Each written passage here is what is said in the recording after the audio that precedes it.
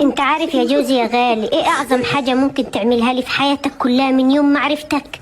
لا مش فلوس. انا بعد الجواز والخلفة اكتشفت ان في حاجات اهم من الفلوس. بالعكس ده انا اللي هديك الفلوس اللي محوشاها من وراك لو عملت لي الطلب دي.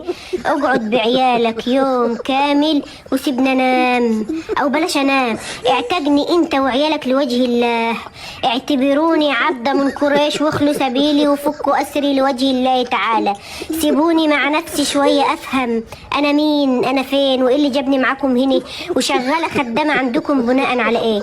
ابويا يعني وامي ادوني ليكم مقابل كام وانا ادفع اللي عليا وتفكوا اسري لمدة اسبوع واحد، وهو تكون فرصة تعرف عيالك اللي انت بتقول عليهم ملايكة هيطلعوك من الملة كلها. اسبوع سنة براحتكم، انا عايزة هدنة. اعتبرنا خدنا هدنة من عهودنا على رأي انغام. عارف المسجون بيجي له يوم وياخد افراج، انا لا، انا نفسي اخش الحمام محدش يخبط علي. شعري ملفوف كحكه من 2023 نفسي اسرح